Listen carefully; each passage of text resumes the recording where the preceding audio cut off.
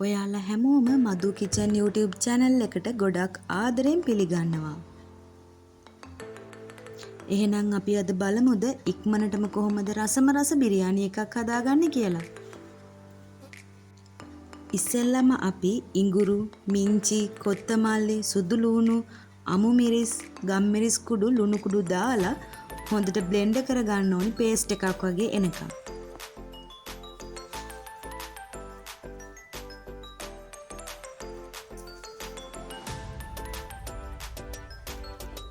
දැන් අපි හොඳට සෝදලා පිරිසිදු කරගත්ත චිකන් එකට අපි අර බ්ලෙන්ඩ් කරගත්ත පේස්ට් එකයි මුදවපු කිරි, බිරියානි මසාලා, දෙහි බෑයක යුෂ දාලා හොඳට කලවම් කරලා පැයක විතර කාලයක් ශීතකරණේ තියන්න ඕන.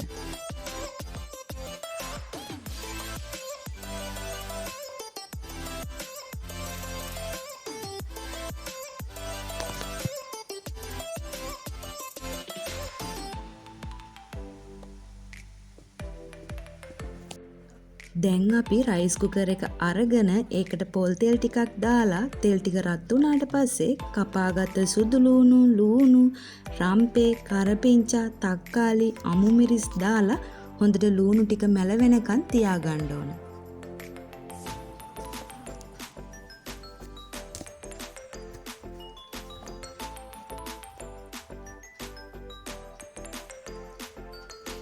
ඊට පස්සේ අපි ඒකට අරන් තියපු චිකන් ටික දාලා ඒ භාජනයටම වතුර ටිකක් දාලා ඒ වතුර ටිකෙන් චිකන් ටික තැම්බෙනකන් අපි තියන්න ඕනේ.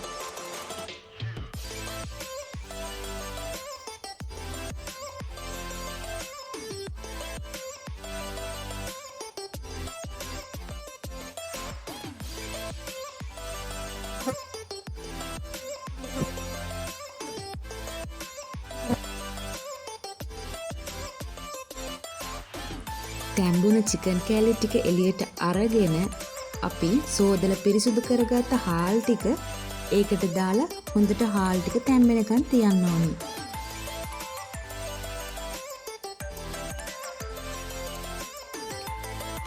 ඊට පස්සේ අරන් තියපු චිකන් ටිකයි බිත්තරයකුයි බෙදලා අරගෙන රයිතා එකකුත් හදාගෙන රස බලන්න තමයි තියෙන්නේ. මේ මගේ පළවෙනි YouTube වීඩියෝ එක. මොනවා හරි මේකේ අඩුපාඩු තියෙනවා නම් ඔයාලා කමෙන්ට් එකක් දාන්න.